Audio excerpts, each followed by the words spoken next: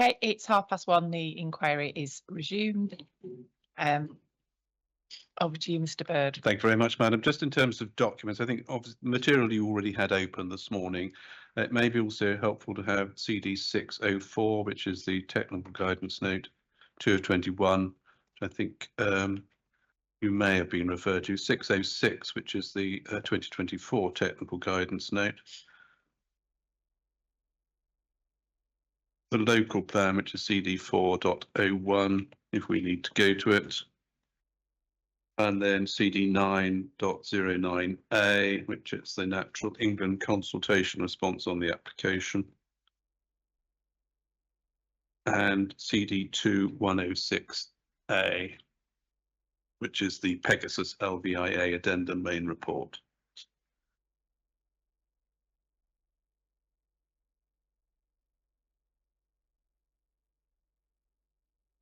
And we will probably go to some of the 2106Z series, but we'll come to those one by one if you're happy with that.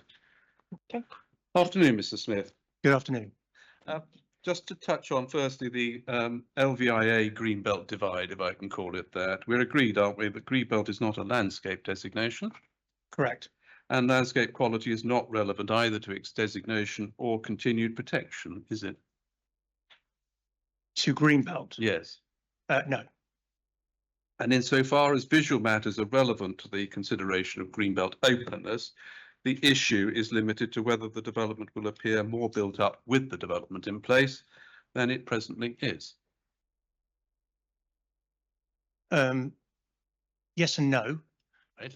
I think there's a little more subtle than that. I think there's a visual aspect to each of the functions of the Greenbelt. So I don't think it is just a question of. Well, we'll come to the functions, but in terms of openness, Yeah. Greenbelt openness per se, Yeah. the issue is whether or not the Greenbelt will appear more built up with the development in place than it is at the moment. Yes and no. I think that I can understand that's part of it, but it's also to what extent is the site already influenced by built form? So there's the other side of the equation. Well, that's relevant, is it not, in terms of its open character, which we'll come to. It's relevant in terms of the openness of it in Greenbelt terms as well. Okay, we'll come to that. That involves no aesthetic judgment, does it? It's one of actual and perceived impact on openness. Yes, I agree with that. Good. And then just agree some facts in relation to the site itself. There's little built form on the site itself, as the inspector would have seen. Yes. That built development is limited, I think, to the dog training field in the northwestern part of the site, plot 3. Yes.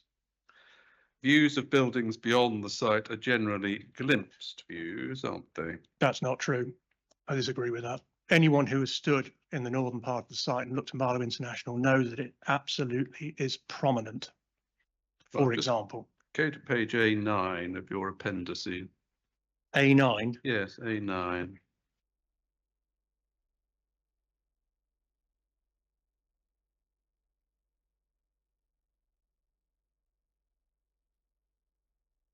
Yes, I have that. You have that one paragraph up from the bottom on page A9. There's little built form on the site itself, largely limited to a small number of outbuildings on the dog training field, but there are glimpsed views of buildings to the west and south.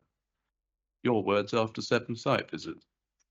Yes, indeed. Well, forgive me, that's a mistake. I would say that it's prominent across the site. Let's see whether there's another mistake, shall we? Go to page A14 of your proof.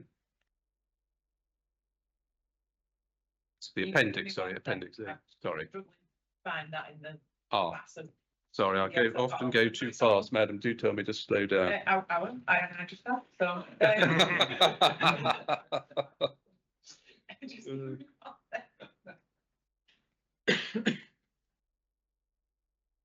was A9. It's A9. Thank you. Good. The A14, same appendix, A14. Aesthetic and perceptual aspects, do you have that? I do. Good. Largely simple, but with some diversity from adjacent built form. Whilst the site is largely simple in terms of the range of colours and textures, there are also some minor influences from existing built form to the west and south of the site, and lighting from nearby roads to the north and west, as well as the settlement edge to the west. Described as minor influences. Is that a mistake? Yeah, I think no and yes. Okay. Again, I would say that the degree of influence from built form around the site, in fairness, does vary across the seasons. And I think that if you were to describe this in summer, if we take the Marlow International, for example, at the moment, it's very prominent across the site. In the summer, it is less so. So I would say that it is between slight and very prominent. So, and that goes for the previous answer as well, in fairness. Okay, we can leave the inspector to form a judgment that she has the Absolutely. material. The urban influences associated with the roads, principally oral, aren't they? AURAL. Yes, but it's an aspect of character as well. Yes, but they don't prevent it having a largely still character, do they, as a site?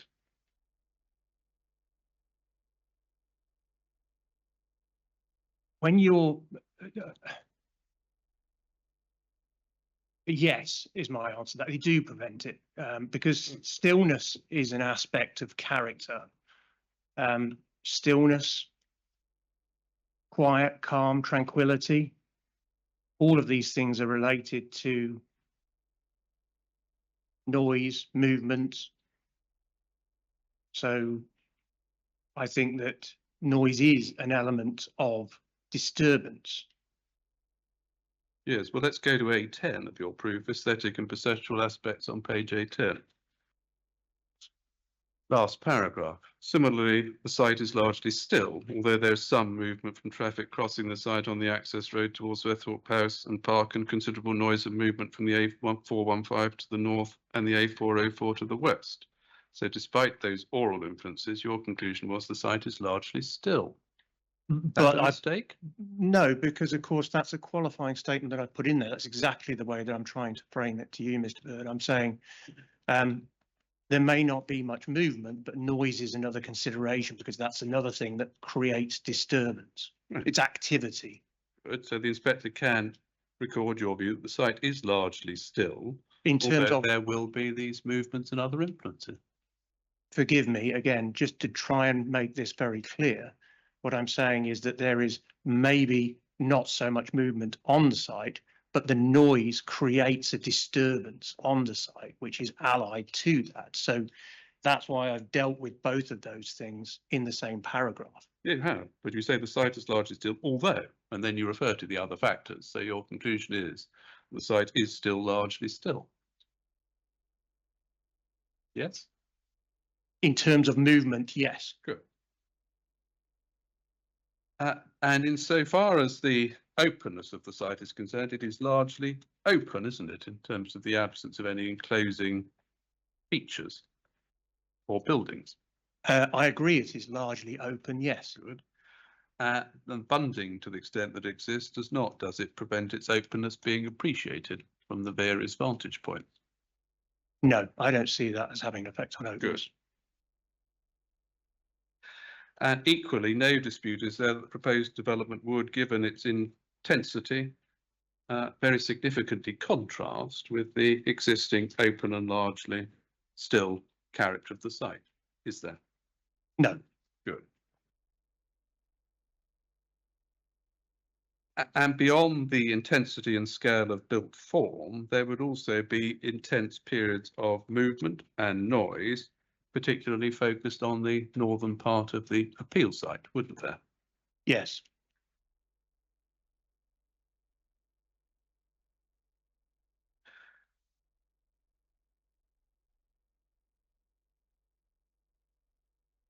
Then in terms of views, we're agreed, aren't we, that we're dealing with a site where, having regard to its context, views from, to and across the site are sensitive. He's from where, sorry? To, from and to, across. sorry, I thought you meant to and then No, no. what? To, from Okay. and across the site, Adam, are sensitive. I think that's a generalization. I would agree that there are sensitive views. There are more sensitive views from other areas around the site towards the site, less sensitive views from the site out. And those from beyond the site, notably from the national landscape to the north and Winter Hill to the south. Yes. Good. And both in relation to the national landscape and Winter Hill, public rights of way from which the character and natural beauty and special qualities can be appreciated are part of their special qualities, aren't they? Well, obviously Winter Hill's not covered by special qualities. No. The national landscape, yes. It is, but it is part of the special quality of Winter Hill that you get those views, isn't it? I think we just got to be careful with the term special qualities, because obviously that is a direct reference to the special qualities in a national landscape. Yes. We wouldn't apply that to a valued landscape. Well, so let's call it a valued quality then in terms of Winter Hill is the view, and the view is part of its character, isn't it? The views are part of its character, yes.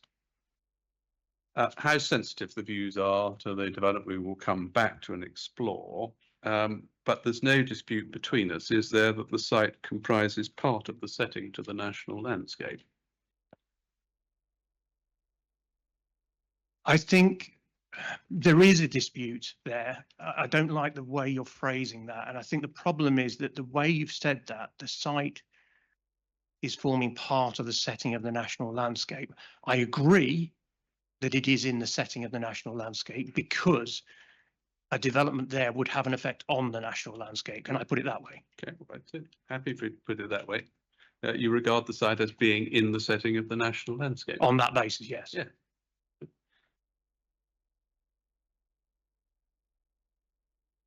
And it therefore at least makes some contribution to the designated area, doesn't it? That's a different question. Because as I've just very carefully explained, setting is defined as the position statement says, it's defined by a development outside that would have an effect on the special qualities and natural beauty of the designation. Yeah. And that's why my question then followed on. You accepted that it does have the potential to affect, Yes. and therefore the site does contribute to the national designation, doesn't it? The contribution of it is obviously a different question. I think it contributes, let me try and be fair to you. It contributes it in the sense that I explained in my chief, in that it is an adjacent landscape that forms part of the wider Thames Valley. I'll just go to page 80 of your proof. Sorry, it's page 60 of your proof. 4.100.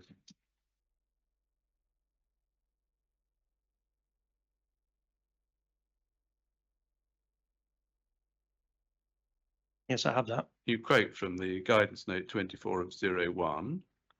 Having determined the site is part of the setting of the national landscape does not mean that the effects on this part of the setting can be assessed as if it were a distinct landscape receptor. That's my point. Yeah. In this case, it feels that it makes a partial contribution to the designation. That's the point I was putting to you, since it has intervisibility with the designation and is physically close to it, although severed from it, you say, but is in poor condition and scenic quality and low tranquility and remoteness. It is also contributing to the national designation because the proposed development has the potential to affect the character and properties of the designation. That was the point I was putting to you. Right, which in fairness, there's nothing between us then, because that's No. the point I was making, Right. that it's that's that definition that I agree with. Good.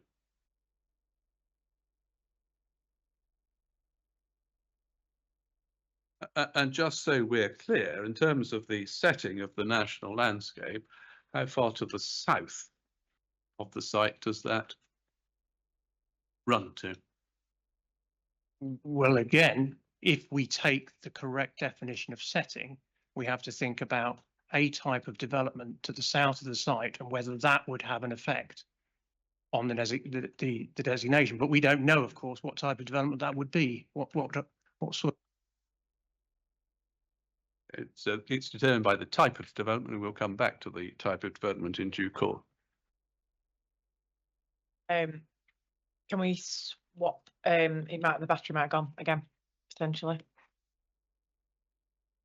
May just no, we may have lost. We just Oh no, you're back on now. Right now, it's come back on. No, it's gone on. It lit up, but just pause a second. Free break. Mm-hmm. I don't really know why the one that's for the witness is battery powered, given that that's the one that's going to be used more often.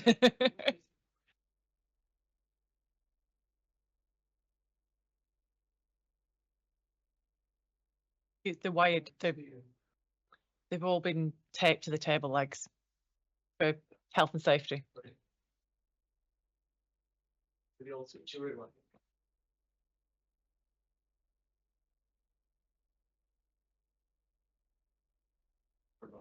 Okay, same button, same button. Thank you very much.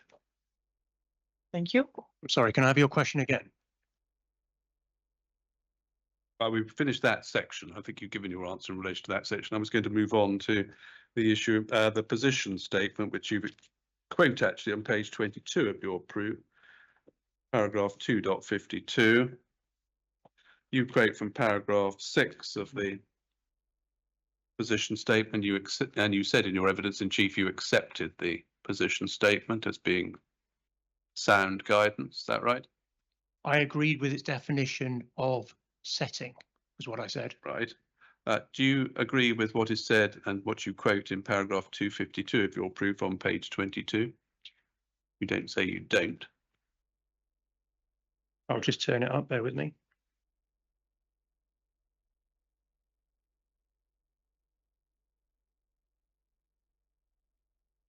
No, I agree with that, yeah. Good. So you accept, as I understand it, that indirect effects can be relevant to assessing whether there is harm or not to the special qualities of the designated area. Forgive me, that's a slightly different point. You've said there, you've kind of neatly shifted by saying, on the one hand, you accept that views into and out of the AONB are significant consideration in terms of setting, which I totally agree with. But you've then talked about the effects on special qualities, which is a slightly different matter. That's got to be assessed in a slightly different way. Well, as far as 252 is concerned, what it is saying, what paragraph 6 is saying, is that views can be very significant. Yes. And development proposals that affect views into and out of the AONB need to be carefully assessed. Yes. A view out of the AONB towards a development would be an indirect effect, wouldn't it? i.e. in relation to the development itself. Yes. Yes. And so what the position statement is saying is that they have to be carefully considered. Yes. They have to be carefully considered because there is the potential for them to harm the special qualities. They would harm the special qualities, but that's a slightly, which is, in fairness, that is part of the test that I've applied. Yeah, well, just trying to establish the approach. So we are agreed that indirect effects can potentially cause relevant harm to the designated area. Whether they do or not, we'll examine. Understood. Good.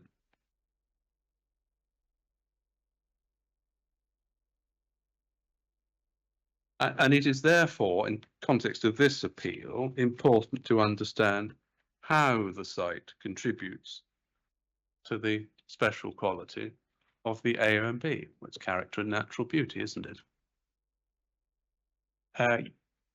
Yes, and I would say more particularly how the proposed development is going to affect that contribution.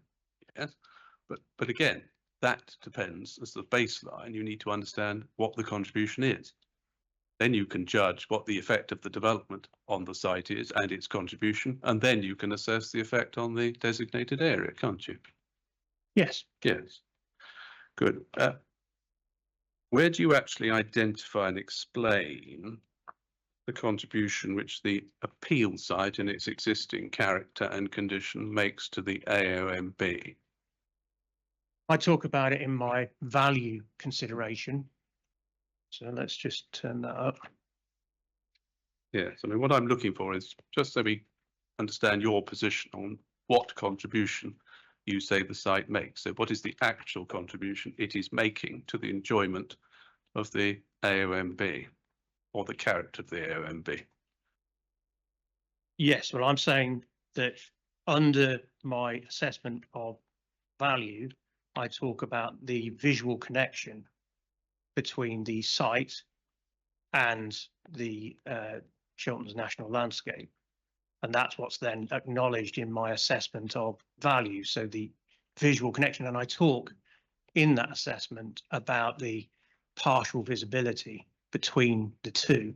So there is an increase in value for the site because of the partial visual connection. Do you want me to take you to the reference? That's what I'm quite happy with the answer you've given, just so we understand. So it's effectively the visual, the views across the site which you obtain from the AOMB, and views across the site that you obtain from outside the AOMB towards it. Is that right? Yes, but the visual connections, I mean, I'm going to turn up the actual quote so that we're absolutely clear what's being said here. Just bear with me. I'm going to find, for ease of reference, I'm going to my value assessment.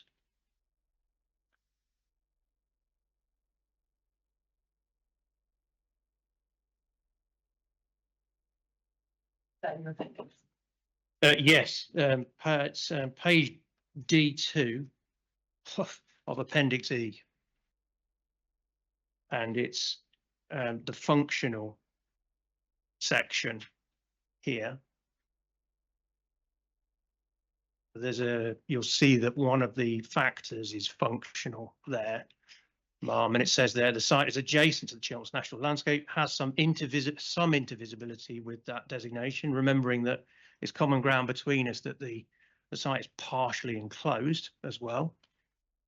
However, the site has very distinct landscape attributes characterized by waste ground, riddle species, so on and so forth. So what that's telling us is that in visual terms, there is some intervisibility, which I think then transfers some value to the site. In landscape terms, the site is quite distinct from the national landscape and therefore contributes less in landscape terms. I can see what you say. Can we just agree this much? In terms of the views from the AOMB, National landscape, yeah. sorry, yes, called national. I knew I would do that at least once, if not more. It's fair to say, isn't it, that as, for example, the waste ground is not perceptible from views from the AOMB, is it? No. Equally, the ruderal species, not perceptible from the national landscape views. Non-native species, some are. The poplars particularly. Very much so, yeah. I think the difference there is, and again, that's why I made the differentiation between visual contribution and landscape contribution. That's where the partly restored landfills and the ruderal species really don't make a landscape contribution to the national landscape, because of course they're of much poorer condition, they're very different to the national landscape in character. So that's why there's a big difference there in contribution. The visual one is more obvious because there is some degree of intervisibility. Yes, well, they also don't impair or adversely affect the views, which is one of the special qualities of the national landscape, isn't it? No, that's true, but as long as we appreciate there's two sides in terms we'll of come back to the contribution. site, don't worry in a minute. But I'm just asking you here, the contribution of the site to the national landscape is what I was asking. To the views? Yeah. Yes, yeah. They don't, no. Good. Then in terms of Winter Hill views, go to page 29 of your proof, please.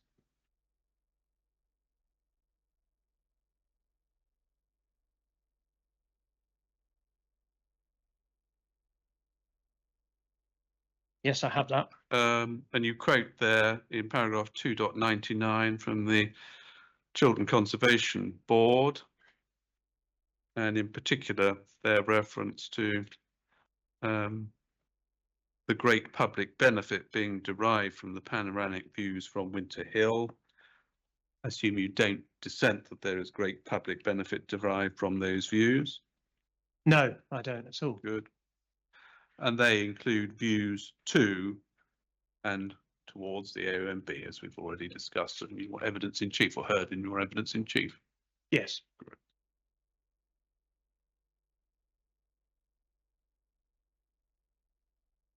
Now, back then just to the national landscape, you're aware, aren't you, that in terms of the National Landscape, Section 85 of the Countryside and Rights of Way Act 2000 was amended to enhance the duty on decision makers in relation to development, Further, not yeah. just in, but in the setting of an AOM, the national landscape. Yes. Good. And the obligation is to seek to further the purpose of conserving and enhancing the natural beauty of the national landscape, isn't it? Yes. Good. And that effectively gives, does it not, statutory weight to the mitigation hierarchy as contained in local policy relating to landscape. You're trespassing into a field for which I am not at the right pay grade. I feel. Okay. We'll have to ask someone on a lower pay grade in due course. Okay. As far as landscape value is concerned, let's just touch on that if we may. Just as starting point, you went to core document CD2 26A in your evidence in chief, which was the Waterman contamination report. Could you just go back to that, please? I don't have it up, so I'm afraid you'll have to stick with me. What was the? It's CD2 026A.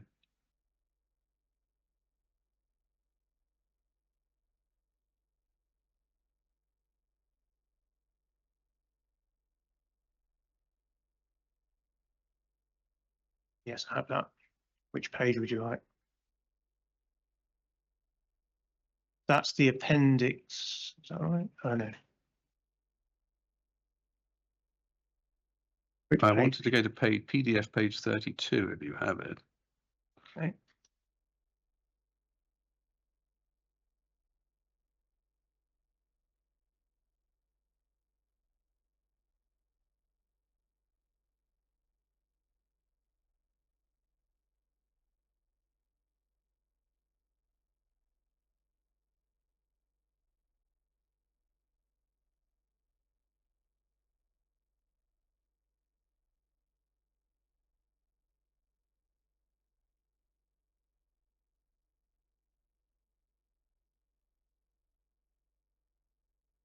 Sorry, I'm just nudging the hamster. We're getting there. 32. Yep, got it. Last full paragraph on the page starts based on. Have you got there? Based on, yep. Based on the contaminant concentrations recorded and maintenance of existing site levels, mitigation measures to protect future users would not be required. Yes. However, where construction works expose the underlying landfill material or extend into the landfill material, such as trenching for sets, further mitigation measures would be required to ensure future site users are protected. Yes. Does that accurately summarise the contamination position of the land? It does. Right. However, there's one very important point here, isn't there? If you consider, as this report reports, that the cover is between 200 and 600 millimeters, as I mentioned in chief. If you imagine that a spade's depth is 300 millimeters, and that if you wanted to plant a larger tree, you need to dig down 450 millimeters. That's a standard specification for a large tree. Then all of those risks suddenly come to light. So if you wanted to make this even into a parkland by planting just a few trees, you would run into those contaminant problems. So that statement is very much about the do nothing scenario. It means that you don't touch those contaminants and the risk is therefore low. But as soon as you have to actually do something intrusive, then obviously the contaminants are back in play and the risks increase. So that's what that's saying. And the problem is, you know, if we did want to do any planting, then obviously those risks would therefore occur. Good. Let's move on to landscape value more generally. Whilst there's a difference between you and Mr. Kennett as to the landscape value of the site, which plainly bears on whether or not it is a valued landscape for MPPF purposes, it's fair to say, isn't it, that the dispute between you does not affect the conclusion that both you and he are agreed that the development would have a significant adverse effect on the landscape character of the site itself? That is true. Good. What it has more of a bearing on is obviously whether it's triggering, what are we on now, 187A? Yes, exactly. Yeah. Yeah, that's the point I was putting to you. Good. And in relation to value, if we take up your Appendix E and go to D4,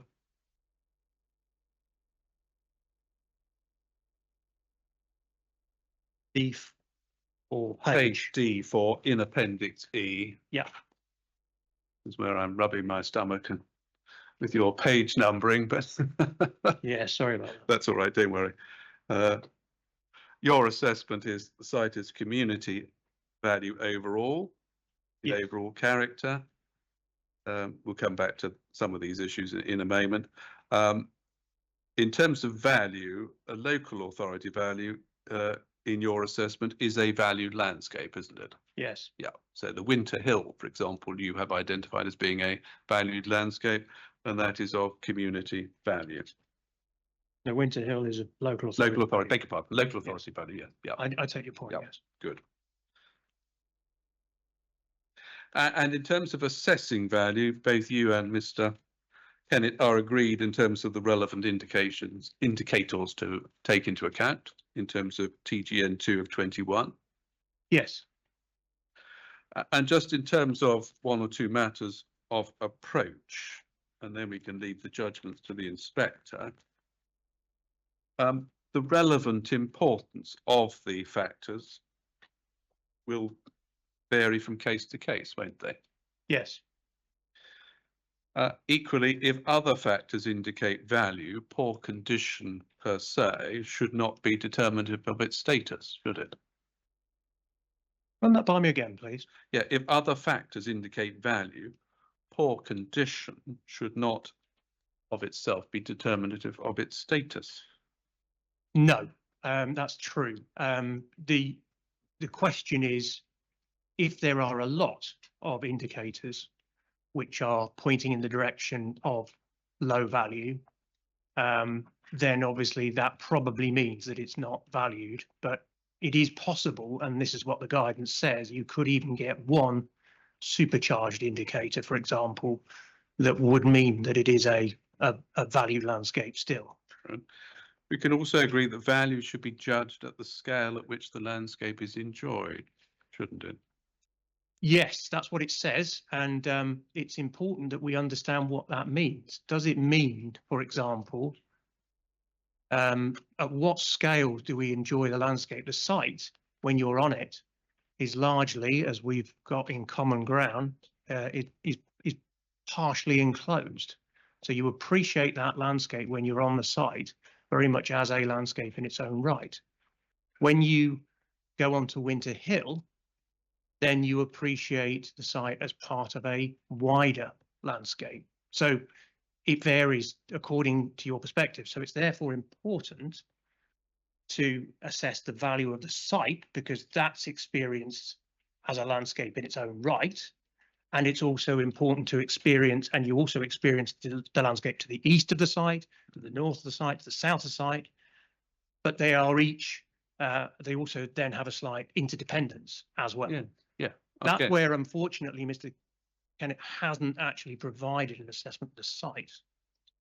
Oh, well, in terms of the assessment, we can leave ultimately the inspector's now been and got the material. But in terms of the approach, you accept, don't you, that in terms of this landscape, if we go to 451 of your proof, page 50,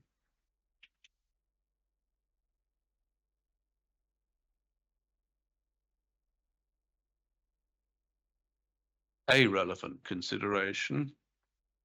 Just bear with me, just getting there. Yeah. 451, yep. Page 50. Yes, a relevant consideration to assessing the value of this site is to consider how it interacts with the overall character of the Thames Yes. Valley. Yes, good. We can leave the judgment as to how it interacts to the inspector. Yes. Good. And as we've already discussed, part of that interaction involves the site falling within the setting of the national landscape. Yes. And therefore, the level at which this site is enjoyed extends beyond the site boundaries itself, doesn't it? Forgive me, I just want to clarify something here again. I don't want to repeat what I've already said. Obviously, we know what the definition of setting is. We know what it means. But from what you're saying there, you seem to be suggesting that the site will gain. Ask your question again, please. Yeah, what I asked you was, in terms of the site itself, you accept it lies within the setting of the I do, natural yeah. landscape, and therefore this is a landscape where the level at which it's enjoyed extends beyond the site itself. I take your point. Yeah, I mean, Yeah. that goes back to my point about the value assessment, where I have accepted that there is some partial intervisibility between the two, and therefore that increases the value of the site. Yeah, exactly.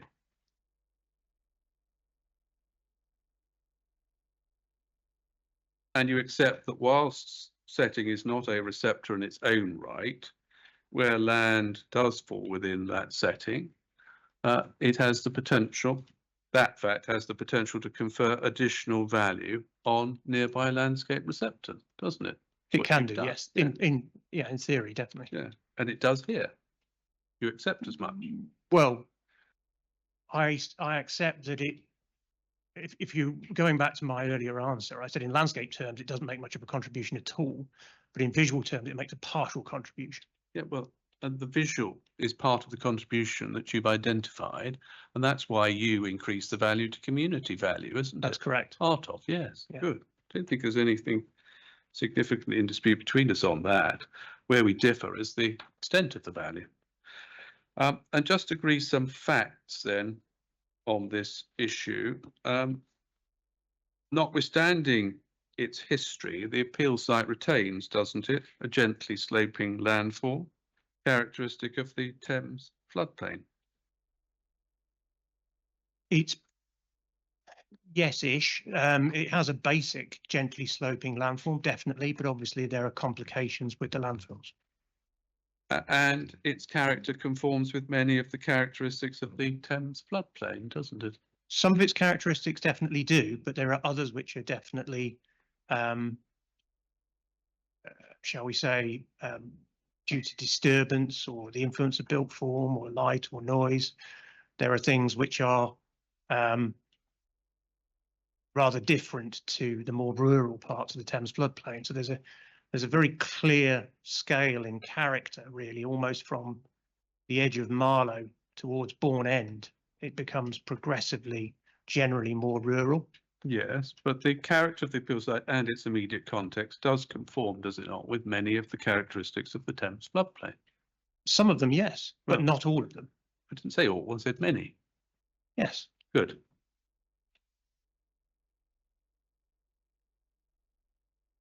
Not least of which, of course, is busyness, built form. So in that regard, it certainly does. Yeah, but we'll come to those. If we go to page 49 of your proof and 446. Yes, I have that. You set out your assessment there in terms of the various factors, and we'll touch on some of those now. In terms of allowing views to and from the national landscape, that is part of the character of the appeal site, isn't it? Partially. Yeah. That's common ground. Good.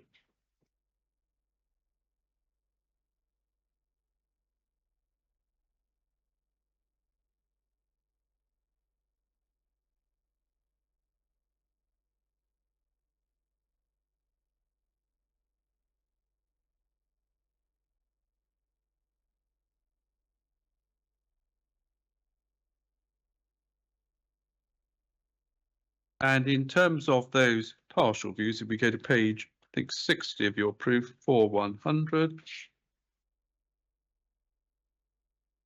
So I have that. That's where you accept that the contribution which the appeal site makes to the national landscape adds to its value in the fourth line. Yes. Good.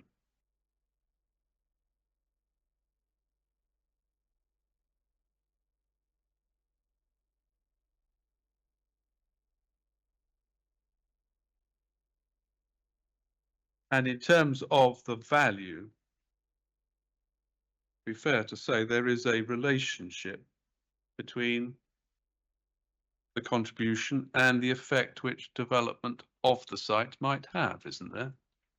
There is a relationship, yes, because in terms of the visual effects of the developments on the visual receptors within the national landscape, that is entirely possible because of that relationship. Yeah.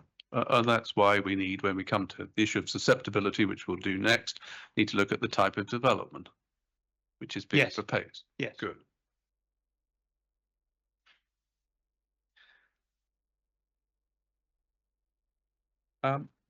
Then in terms of just a final point, I think on value of the site itself, and the rest we can leave to judgment for the inspector, is the fact that the Natural England Review has concluded that the site lies within an area assessed as meeting the criteria for designation is a material consideration, isn't it? I would attach very little weight to that because it's at such an early stage. I was on an appeal last year for a site that was proposed to be part of the Surrey Hills national landscape. First of all, half the site was in the national landscape. Then all the site was in the national landscape. Then none of the site was in the national landscape. And it's still not clear where we are. All we know is that the site is outside of the national landscape, but we don't really know where the boundary is being drawn. I only say that as an example of how long the process is to actually define where the boundary of a national landscape is going to be. Two, how many times it actually changes in the process of arriving at a boundary. And the reason why I'm going into this detail is actually to provide a full answer to your question, Mr. Berg, which is it a material consideration? Well, it is, but let's be honest with it. We don't have a natural beauty report. We don't have even a plan showing us where the candidate area is going to be. And we're at the very early stages of the whole process. So I genuinely would attach little or no weight. No, that's fine, but we have your answer in relation to that. But if you give the answer first and then the qualification, it would be helpful. So I thought yes, I no, do you didn't. apologise. So it's yes, but okay. Now, as far as Winter Hill is concerned, you've accepted that's a valued landscape, and that's because of the expansive views that you have across the valley, and those views include the appeal site. Yes and no, and I'm afraid you just kind of, it is partly because of the scenic quality, but it's also because of the recreational value. It's because of the artistic associations. So it ticks several boxes in terms of its value. Right, okay, happy with that. Let's move then to susceptibility. And as you pointed out in your evidence in chief, that's part of the assessment of sensitivity to the development, which in turn informs the judgment of significance, doesn't it? Yes. And what is relevant in terms of susceptibility is that you're looking at effectively the key characteristics, aren't you, and elements and components of the landscape and its susceptibility to the type of development proposed, as we've agreed. That's right. Good.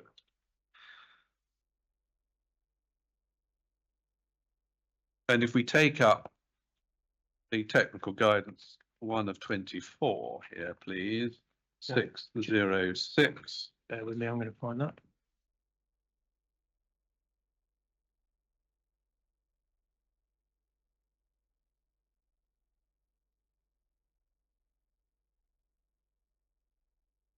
Yes, I have that. Page 11 of the document itself.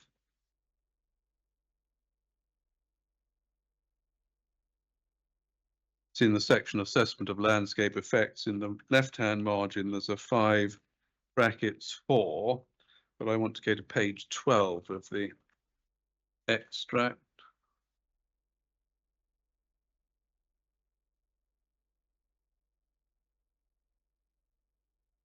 Apologise, madam. No, it's core document 606. And it was, sorry, It's the section starts on internal page 11, which is assessment of landscape effects. Yeah. And you'll see bottom of the page 5 brackets 4, how to assess landscape susceptibility. Yeah. And I want to go over the page again in that same paragraph 5.4, the first main paragraph on what is page 12. yes. Landscape susceptibility will vary with the type or nature of change. This relates to the type of development, whether it be housing, a railway, warehouses, afforestation, deforestation, open storage, wind farm or grid connection, and the relative size of the development, whether the proposal is for 4 or 400 houses. If more detail is known about the development, this can also be fed into and inform the judgment about how susceptible the site and the surrounding landscape are to what is proposed, but care should be taken to avoid double counting with magnitude. See that? I do. Yeah, so you're not assessing, are you the scheme when you're looking at susceptibility? That comes at the magnitude stage. What you're looking at in terms of susceptibility is how susceptible this landscape would be to the type of development. Type and scale. Yeah, well, I include within type scale. Yeah, good. And here the type of development is a development including very large sheds, if I can put it crudely. It's a bit brutal, if you Yeah. don't mind me saying. Yeah. Large buildings, Well, large they're very commercial large buildings. sheds, Yeah. aren't they? Yes, up to a height of 22 metres. And in terms of the largest buildings, 472,000 square feet. I'll take your word for that. I can't remember the That's the square. soundstage space. Okay. Now, your approach, as I understand it, is where there is existing direct or indirect urban influence, be it the A404, A4155, or the edge of Marlow, the susceptibility to the development, the type of development here proposed,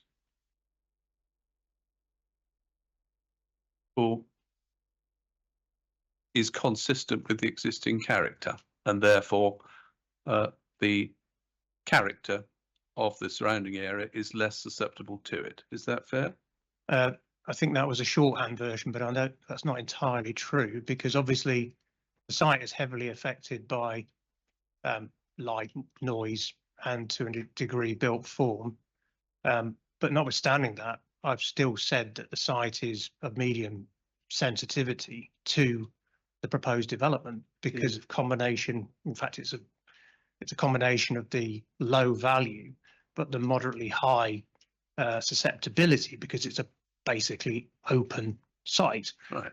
So, you know, it doesn't necessarily follow that I'm saying that just because of these things are influencing the site, that I'm not saying that there isn't still susceptibility on the site. What I am saying, which is a slightly different point, is that the other landscape character areas, Winter Hill, Thames Valley Slope, for which the published character assessments acknowledge that views towards built form is a characteristic, are less susceptible to the introduction of built form because it's already part of their characteristics. Yeah, good.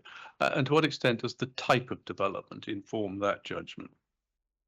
It's about the, it does, Right. because it's about the scale and form of the buildings. It's about the intensity of use. It's about noise and light. It's about all of those things that have the potential to affect landscape character. Good. So the inspector can look at those factors which you've there just identified, look at the existing landscape and look at the scheme in the context of the type discussion that we're having, and form her own judgment as to how susceptible this location would be to this development, can't she?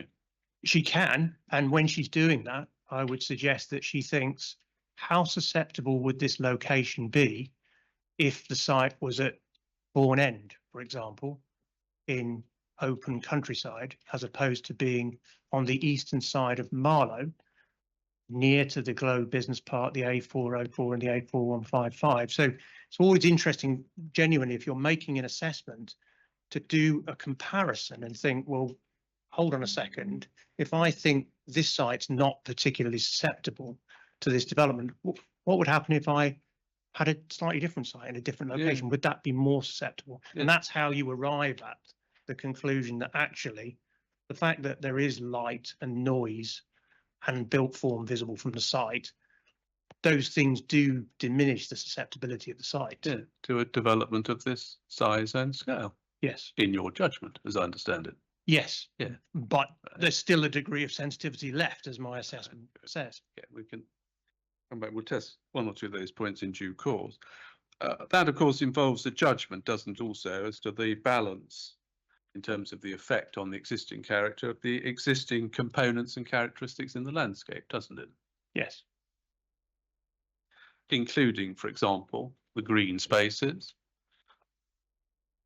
Sorry, the green spaces of what? well, beyond Marlow and between settlements, and how they inform the character of the Thames Valley.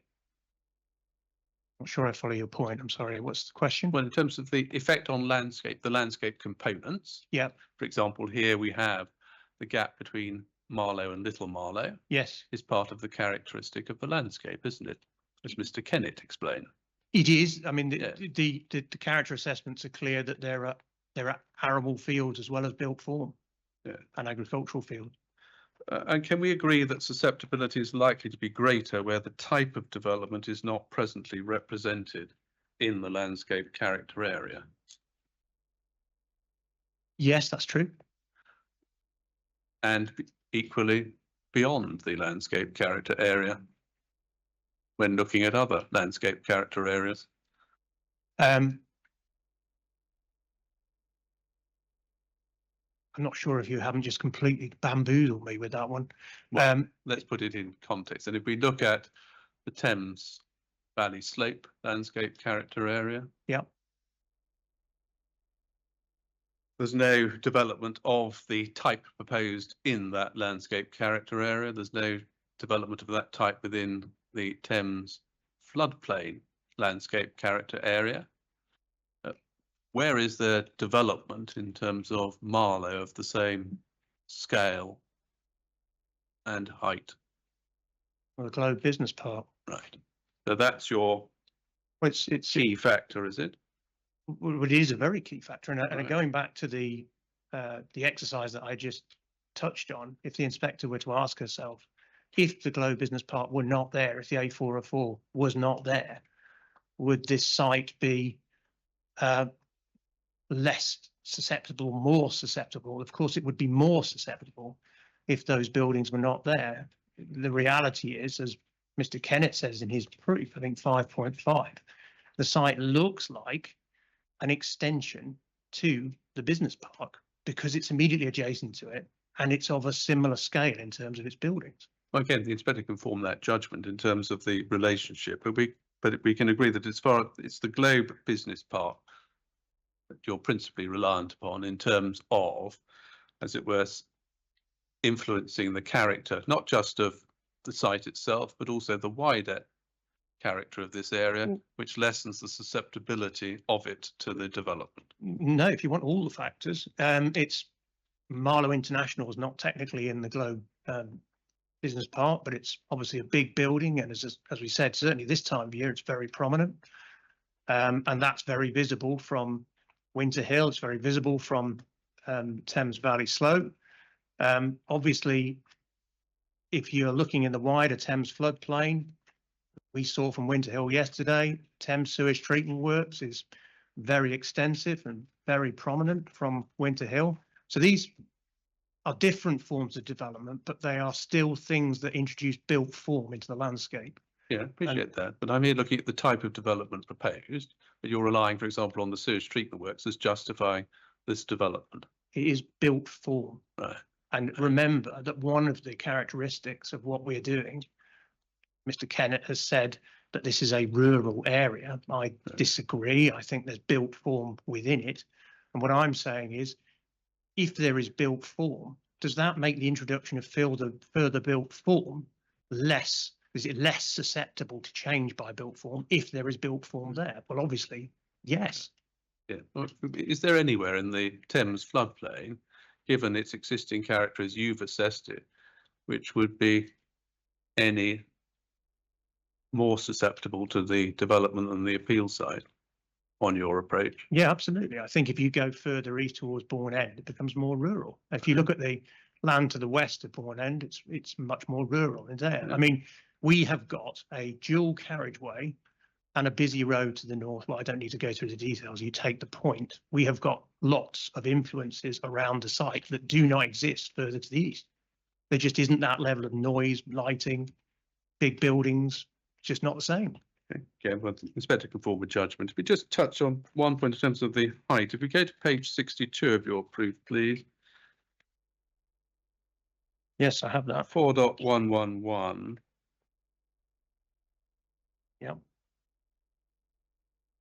There's no dispute between us, is there, that vertical features in this floodplain landscape have the greatest potential to be noticeable and to result in significant visual effects, is there? No, that's true. Good. It has to be combined, obviously, the extent to which there are vertical features. Obviously, the more vertical, the higher they are, and also the wider they are. But yes, I agree, vertical features could be intrusive in that landscape. Good. Then let's just touch on one or two elements of character, if we may.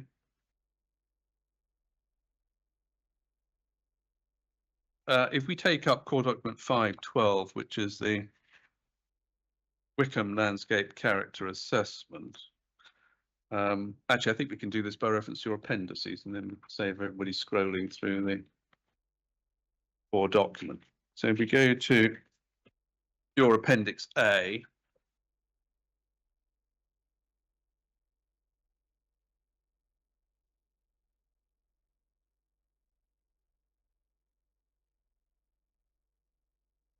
and within that, if you go to A5 to A7, you've set out the summary from the Wickham landscape character assessment for 26.1, the Thames floodplain, the Thames Valley slope 21.1, and also 18.1, the Great Marlow farm land over the page. We can see, can't we, in relation to each of them, that the strength of character and intactness of all of them is said to be a greater or lesser extent reduced by the urban, suburban and road influences, isn't it? Yes. And in all instances, the strength of character and intactness is moderate, isn't it? Yes. So those urban, suburban and road influences are not positive characteristics, are they?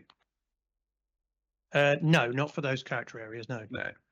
And indeed, the landscape recommendations for each of those areas are directed at seeking to reduce those effects and to prevent their proliferation, aren't they? Yes. Good.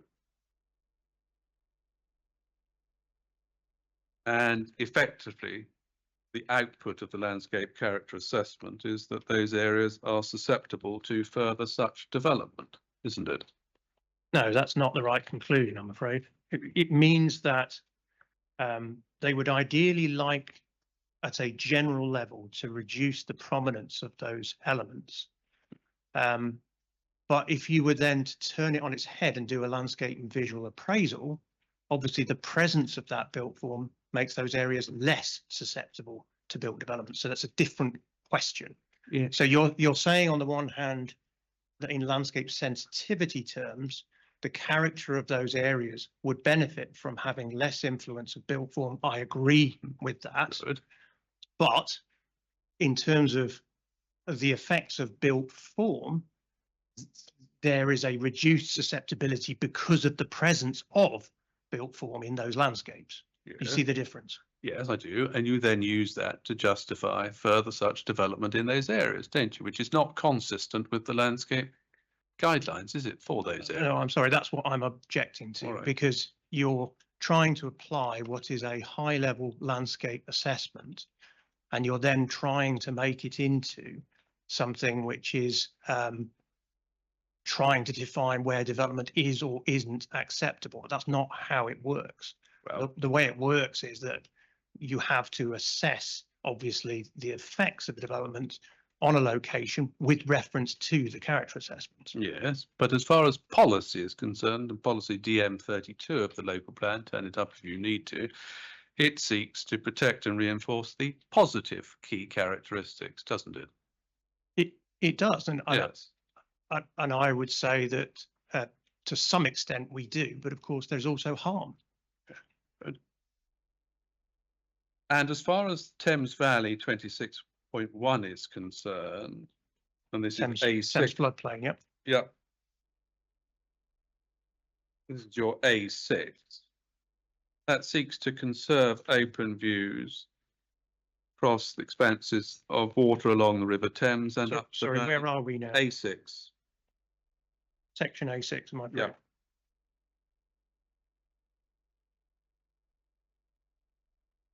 And it's middle of the page, landscape guidelines. Just above landscape character area 21.1 Thames Valley Slope. So, sorry, we are still in my appendices. Yes. Page A6 of Appendix A. Got you.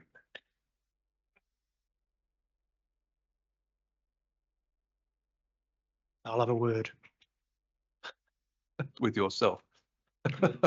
You're right. Ultimately, it's my fault. You're absolutely right. Hmm. Sorry, where are you taking me I to? was taken to the middle of the page on A6. Landscape guidelines for the Yeah. area include the need to conserve open views across expanses of water along the River Thames and up the valley side of the lower slope, and to avoid vertical development along the floodplain, which will impact greatly on the low-lying open character. Yes, So here there is a positive guideline of avoiding vertical development, isn't there, in this character area? there is. And all I'm trying to say is that is a different exercise to then assessing what the susceptibility of the landscape is to a proposed development. Yes, but we can put it this way, notwithstanding the presence of settlement, road and traffic noise, the landscape character assessment is identifying that the key characteristics, the key positive characteristics of this landscape are susceptible to vertical development, isn't it? In a general level, yes, Good. but that's not specific to the development. Okay, and we can leave that to the inspector's judgment. And in terms of landscape character area 21.1, you don't, I think, in your appendices there identify the landscape guidelines, but they include conserving open, expansive views from higher ground southwards across the Thames Valley. This is Where are you within, this is in core document 512, madam. So the landscape character Yeah. areas. And if you document. go within that PDF 13 and 14, Have we got that? Did we have that up? Yeah. we've got we that. did, madam. Yeah. Yes, it was one of the first, I think, which Mr. Smith went to in chief. PDF 13. 512, PDF 13 and 14, if my numbering is correct. I am. Just bear with me because I've got to open up a separate document because I'm.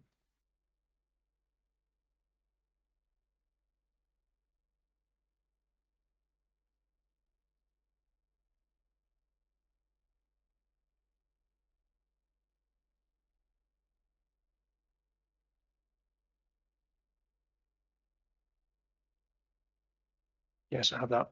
If you go to page, I think it is 12, that should be landscape guidelines at the bottom of page 12, and then over onto 13 are the others of the full list of the guidelines. And I was just putting to you the fourth on that page, conserve open, expansive views from higher ground southwards across the Thames Valley, Yes, and ensure that new buildings and development is sensitively integrated into the landscape through careful siting. yes. Good.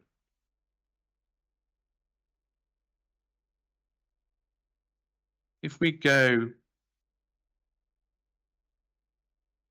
here to PDF 9 and 10, just in this same context, I don't have the same page numbers as you, by the I'm way. PDFing. Oh, beg your pardon. Have you got the PDF? Just tell me where you'd like to I'm go. going firstly to LCA 21.1 Thames Valley Scope description, which is the first page. Just do I? Yes, it's print page 141 if you've got the 141. That's You'll see at the bottom of page 141, there's a land use and settlement section. Yeah. And then over the page, that has a paragraph in it starting rural roads. yes. Do you disagree with the assessment of the landscape character appraisal? The edges of Marlow, Bourne End and Blackwall Heath filter into this landscape. I find that an odd description given what they've said elsewhere about the influence of Marlow. It doesn't seem to filter into, given that it has such an effect on the character of the area as this assessment says. I think that's slightly contradictory. So you do disagree? Just to Yeah, I do. leave the Yeah. inspector. Well, it's not clear because elsewhere they have said that obviously it's of moderate strength of character because of the influence of Marlow. It's one of the factors. Yeah. And the A404. Of course, this is a character area which extends around the northern edge of Marlow, doesn't it? It's not confined just to the east of Marlow. No, it's true. And obviously we can leave it to the inspector to form a judgment, but it would be open to her to conclude that the edge of Marlow does filter into the landscape to the east, wouldn't it? Of course, she can conclude that, absolutely, but she has seen it from sight and I've stood next to her while she's looking at it. Good, I'm sure you have. As far as Winter Hill is concerned, core document 607, and go to that, which I don't think we did turn up, but let's turn up now for present purposes. Which is the Royal Borough of Windsor and Maidenhead, a landscape character assessment, which I think was land use consultants who prepared that. Is it LDA, is it? Can't remember. No, that may be wrong. Maybe It's LDA. Yeah. LDA. Sorry, tell me where you are again. Core document 607, madam. Do you have a para or a I'm just page? about to give you that when mine has opened up. Sorry. It's okay. Want to go to PDF 103 and following, which is the settled wooded chalk knolls. Yep. And just if we go to 3.9.10, which is an internal page, Yep, I have that. you have it.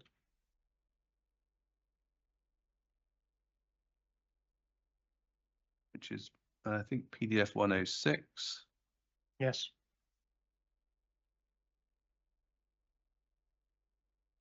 We can see there the reference to the dramatic contrast between this landscape and the flat open character of the Thames floodplain to the north. Yes. Yeah. Can we agree that that is a landscape character area which would be susceptible to any development which would lessen the sense of dramatic contrast? Yes is my first answer, but I have a qualification if I may. Yes, do, yeah. As it said on the Thames floodplain, there's no doubt about it. Too much vertical development could have an effect on that relationship. Obviously, it's a question of scale and degree. And the question then for us to assess is how tall and how extensive does the development have to be in order to have that effect? So first of all, vertical bad.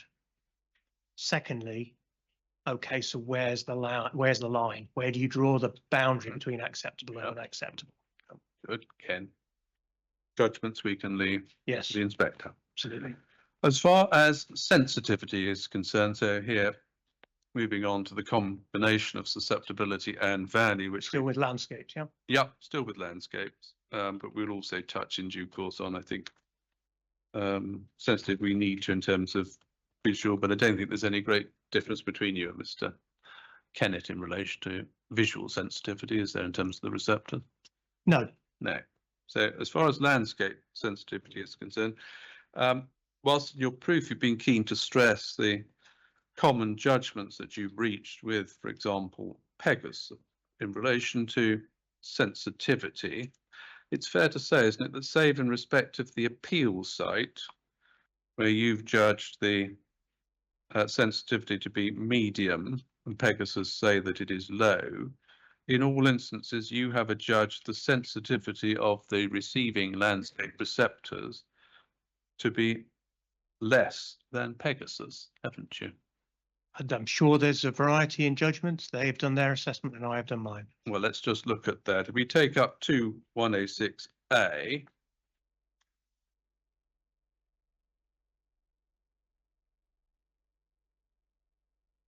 which is their LVIA addendum, Yeah, I've got that. table 5 should be on page 36. Table 5, just bear with me.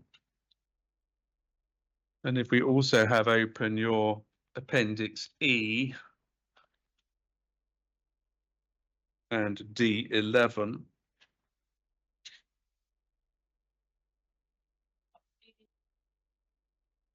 oh 2106A, page 36 of Yeah. that, madam. Should be a table 5. Yeah. And then if you have open, if you can, page D11 of Mr. Smith's appendix E. Which, do we have a PDF page number on that? I'm sorry, I don't, all right. madam. Got that in hard.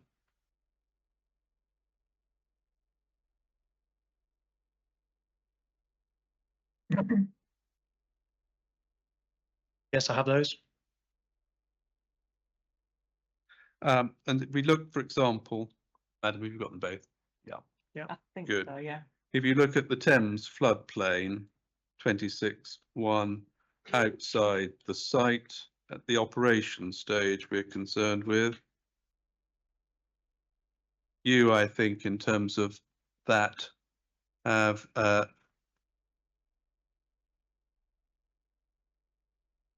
We're looking at sensitivity only. yes, sensitivity only Mhm. beyond the site. Pegasus have, for example, at the operational stage, medium Yeah, outside the AOMB, but inside the AOMB, high. yeah. Your assessment, as I understand it, is medium to low. That's correct. Yeah. In terms of 21.1, so that's the Thames Valley slope. Your sensitivity is medium. Yeah, Theirs is high. yeah.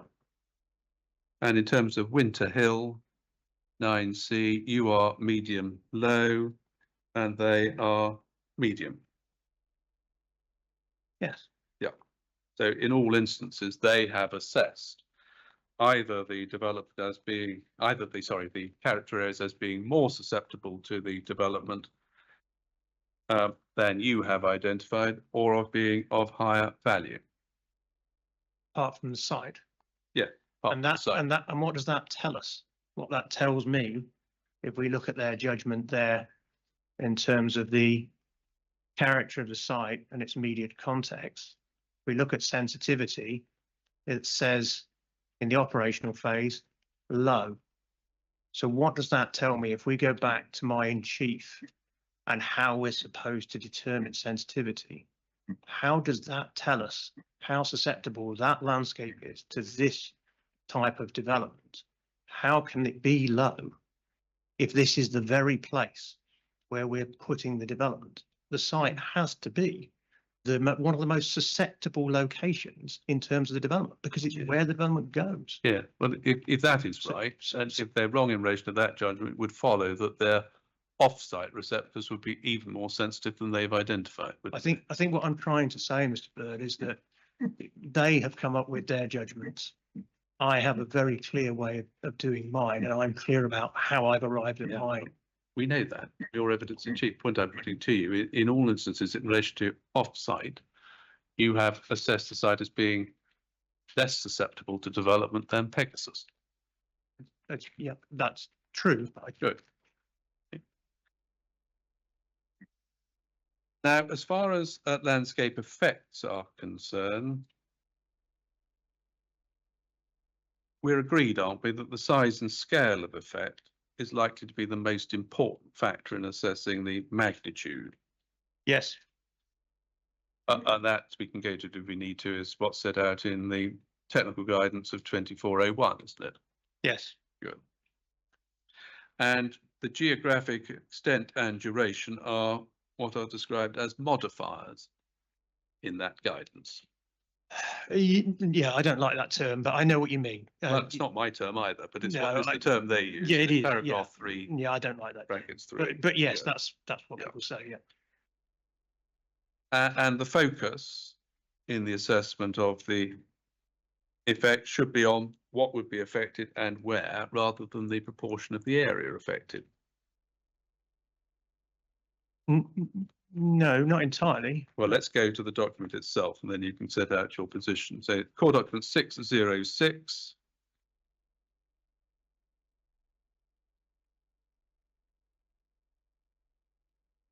And page 7.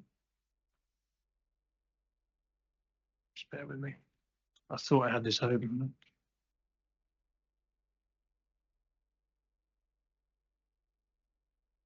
And sorry, where were you? I've got it, but where were we going? It's principles and overview of processes in section 3 on page 7 of the document.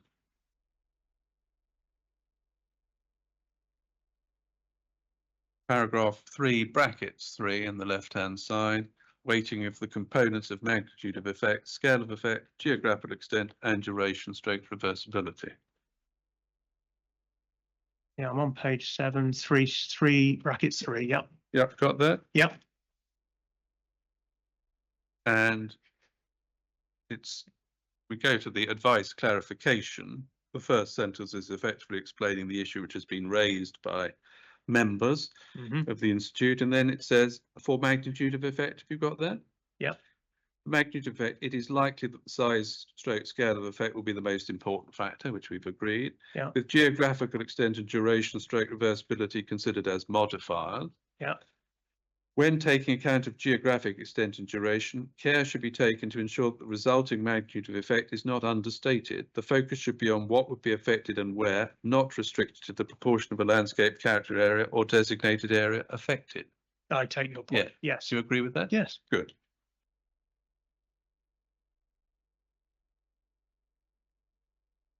Then in terms of landscape effects, if we go to your appendix B, please.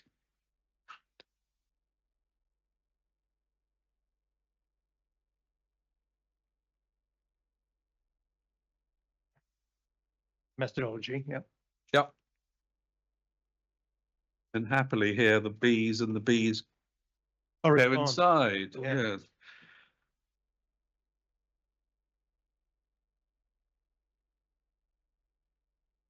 And within that, if we go to magnitude of landscape change, size stroke scale of change, which is the most important factor, that's B5, table B5 on page B8. Yes. Good.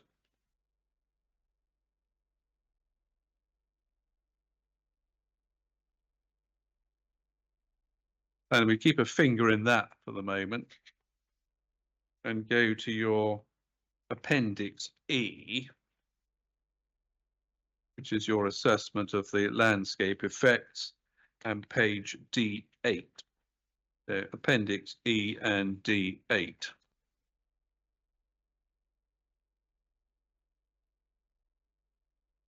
There are no magnitudes of effect in terms of the relevant landscape character areas beyond the site greater than slight, are there? No.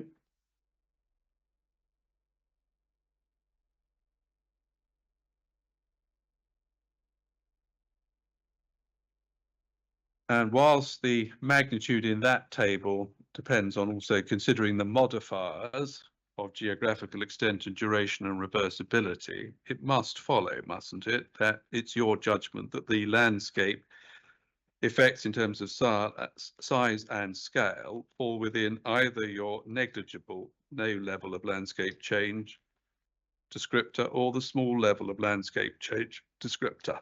Correct. Good.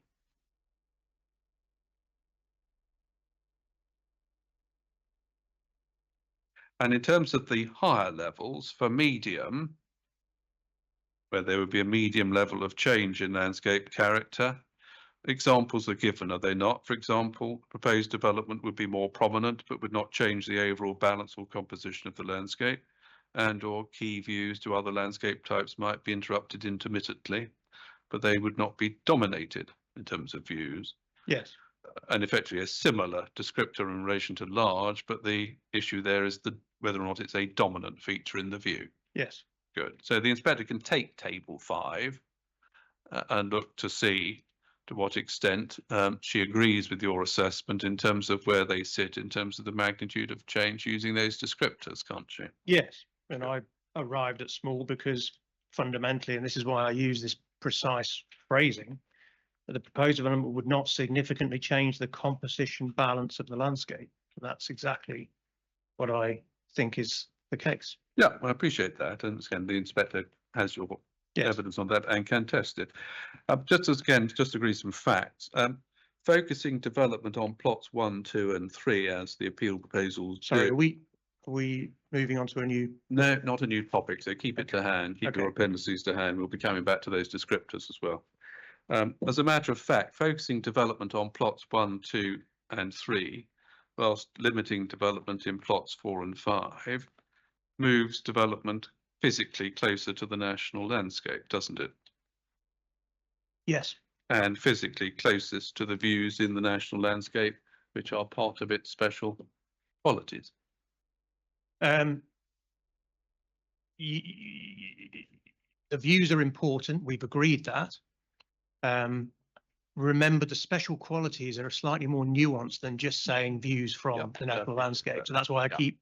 No, that's fair. It's fair. The special quality is effectively the public rights of way. Correct. The network of 2,000 kilometres of public rights of way is actually the. Appreciate that. But of course, it's the receptors on those public viewpoints in terms of the visuals.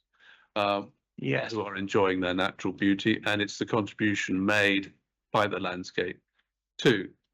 But it does change the effects on the special quality. I know I'm not going to go down this route, because if you're starting with the network of public rights of way, then the views from the network of that right of way is only a sort of a subset of the overall. Yeah. Don't have any issue with that, and I don't think we need to spend time on that particular issue at this point of time. Okay. What I'm putting to you is that in terms of the location of the development on the site, it's bringing it closer to the national landscape and the designated area. We can also agree, although you say in 4.150 of your proof on page 70, that all the development would be darker colours. That wouldn't be the case in the context of the multi-storey car park, would it?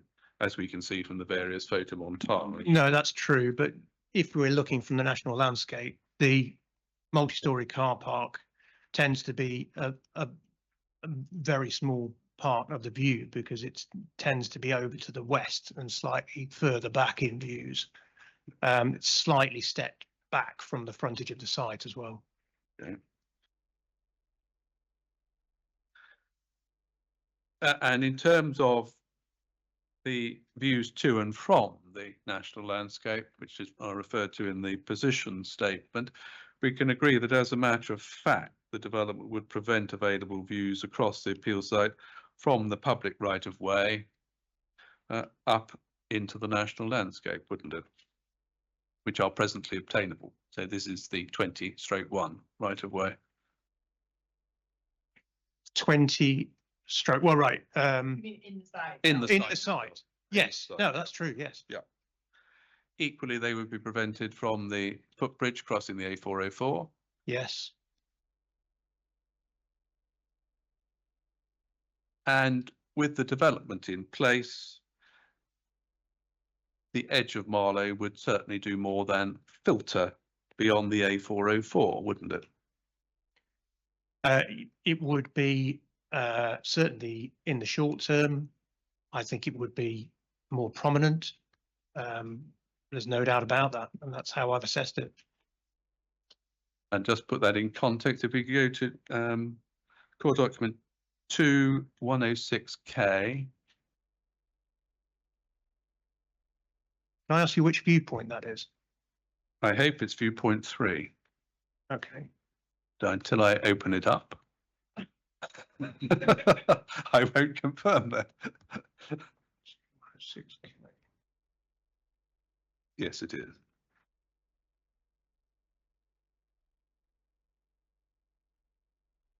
And I want to go to the photo montage itself. I'm going to turn up my version actually. Yeah. Yeah.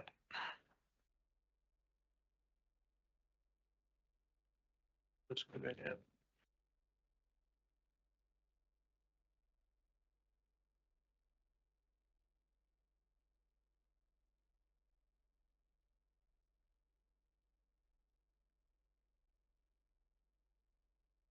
Yeah, I've got viewpoint 3 Good, existing good. at the moment. Yeah. Yeah, well, I was looking at the photo montage. Oh, Again, photo just montage, in yeah. the context of the question I just, and you very fairly accepted that that would not read as a filtering of the edge of Marlow into the landscape beyond. No, it's more prominent than the existing edge in that view. It would also introduce, would it not, a sense of enclosure along the southern boundary of the national landscape? No, I don't agree with that. Okay, and we can leave that to the inspector's judgment. Go then within the context, same context, to 2106X. Which view is that, please? That I think is the A4155, so southern boundary of the national landscape. Which? Thank you. That's correct. I'll have to open that one up. Yeah, and again, the photo montage here. I'm going to have to turn that one up. Sorry. 2106X.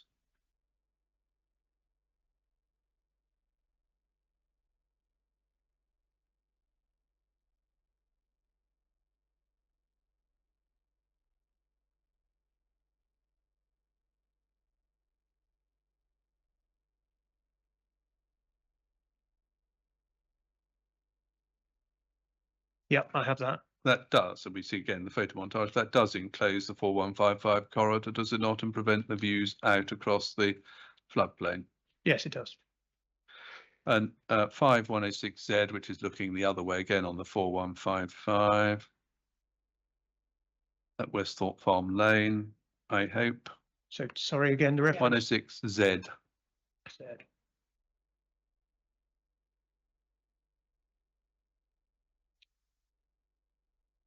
Yes.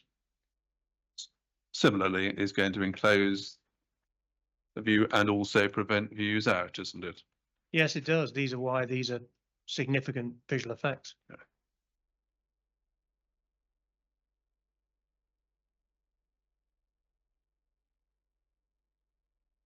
Then can we look at viewpoint 5, please, which is one of those where there's an area of dispute between you and Mr. Kennett. So I think 2106ZG.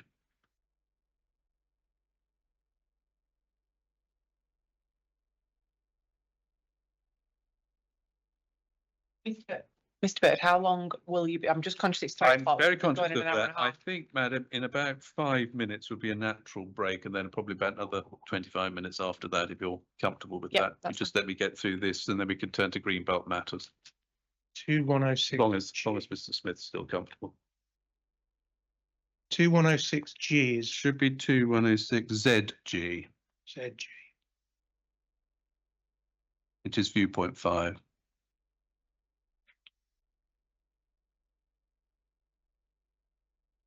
And it's P5, isn't it? P5. Yeah, Oh, that's in my pack. Yeah, I've got that one. Yeah. you got that I'm one. not sure we do disagree on this question. But I just want to make sure what you say in terms of the magnitude of effect. I said we would go back to your table B5. So let's, if we could turn up your landscape, your methodology again and go to Where are we? Table B5, page B8 and Appendix A, magnitude of landscape change descriptors. So when we're looking at this viewpoint, are you expecting me to make a landscape judgment about a viewpoint? In terms of the level of change, I'm asking about the level of change, simply about the level of change in the landscape. So it's about a landscape judgment. It is a landscape judgment. I'm not asking about the visual judgment. Okay. Just the landscape judgment. Okay. And Well, the viewpoint is there for illustrative purposes only. Okay. We have to obviously, if we're making a landscape judgment, we have to be very careful that we don't just pin ourselves down to this one I viewpoint. Then. appreciate that. You can add all of those qualifications in due course. I just want to know which level of change you say in landscape terms would be experienced. Well, my evidence says that in the, and we're just on the edge of the Thames floodplain here, but within the national landscape. And I would say that because there are existing buildings that are visible on the edge of Marlow within this view, visually, I think it's a significant effect in this location. But obviously, in character terms, I'm aware that the visibility of the development quite quickly diminishes and you see more of Marlow as you get further into that character area and you go up the hill. So you then get more perspective towards the existing settlement edge as you go north. So this, if you like, is the high water mark. I think I used that term on site, Mark, the high water mark in terms of, yeah, because I also have said, I think reasonably fairly in my evidence that viewpoint V, which I provide a LiDAR evidence, LiDAR image for, is a point where the roofscape actually goes over the skyline. You do, in fairness. I can see that. Yeah. So these are places where there are significant visual effects, Yeah. but it is a different judgment than for landscape. We have to think about a range of views from a wider area of the landscape. And that's where in this location, I would suggest, yes, visually it's more prominent, but looking at the character area, then this is not really representative of the general views that you get in that character area. Well, fine. Again, the inspector can tell, but I just want to see, given your high water mark, how high the water has come. And using your magnitude effects and the scale there, would you say here the proposed development would be more prominent? Forgive me, I was trying to be very careful in how I worded things, so I do think you're in danger of trying to apply a visual judgment to a landscape conclusion. Genuinely not. And I appreciate what you say about as you get closer to Marlow, all of those factors. Just want your judgment as to where you say in the scale of the change. You've got the scale here. We've been through it in terms of whether or not it's a negligible, but small, but with respect, prominent or dominant feature. Yeah, but in order to provide a landscape judgment based on one view, we'd have to almost assume that the landscape that we can see in the foreground is the landscape receptor we're assessing, and that's not what we can do, is it? No. But so I'm sorry, but you're trying to fit a square peg in a round hole. This isn't how it works. You're trying to apply one viewpoint judgment. What you could do usefully is you could apply, just forgive me, let me finish. You could apply a whole set. If you want to go through 10 views or a series of views and then say, well, then what do you see the landscape effect as? Then that would be great. But I think it's very difficult to look at one view. As I said, that is simply there to identify effectively in terms of the effect of the development here. As far as the character area is concerned, take your point entirely. I just want to know what level you've actually said in terms of the Thames Valley slope the change falls into. Well, the foreground here is actually in the Thames floodplain. I think this is on the border, isn't it?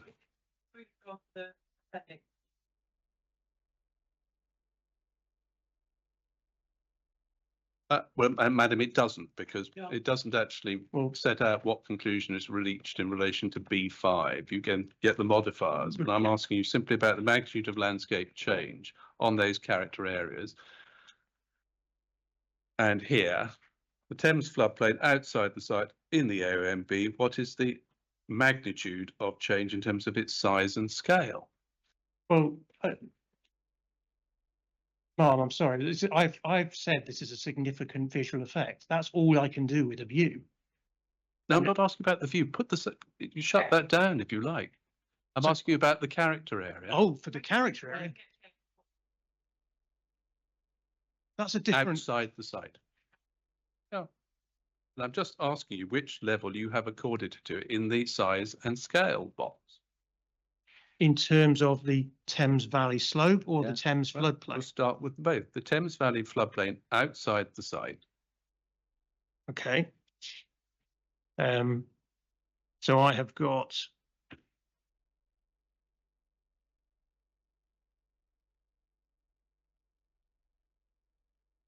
a slight magnitude of effect on the Thames floodplain beyond the site. I have got a slight magnitude effect on the, Yes, but that's building in geographical extent and duration and reversibility of change. oh, you'd like me to just go to size and scale? Just size and scale. That's my Okay. point. It was not a trick question, Mr. Smith. Well, in fairness, it was, because you showed me a photograph. That and asked me to that make was- a landscape judgment. Sorry, well, Where you going to?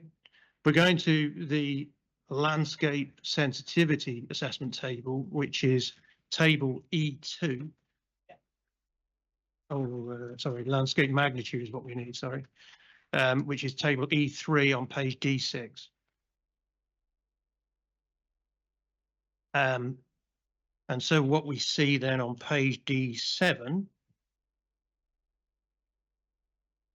got Thames floodplain beyond the site and its immediate context is small size and scale, and for the Thames Valley slope, it is a small size and scale.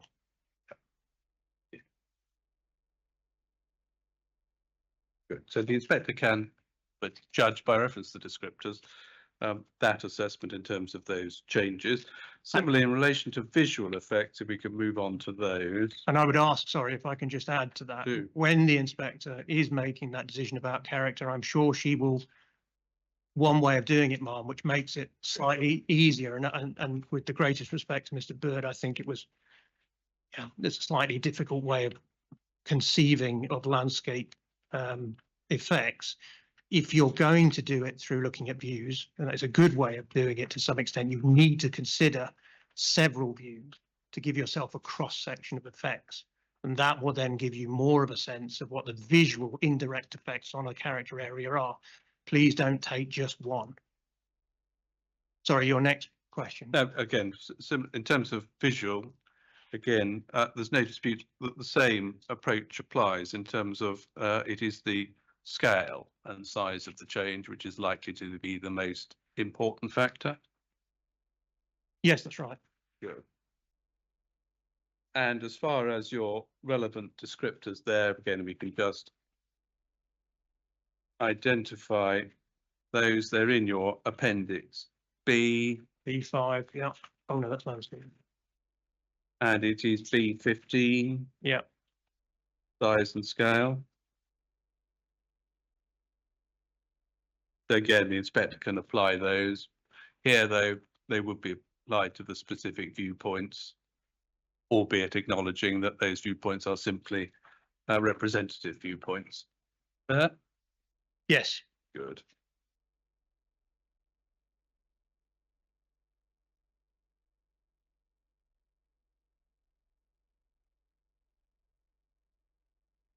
Good. And as the inspector's done a full site visit, I think need to take you to the differences of view. The inspector can form a judgment in relation to those matters.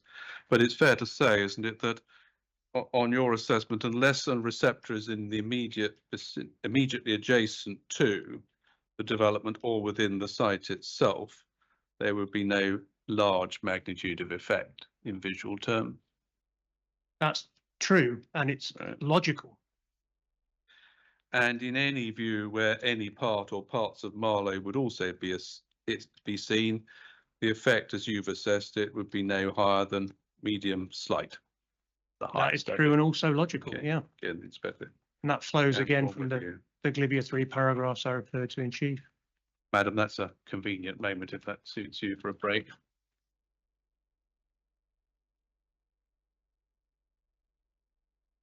Thank you very much. So we'll take 15 minutes. Is that all right? Yeah. Yeah, come back at 25 past.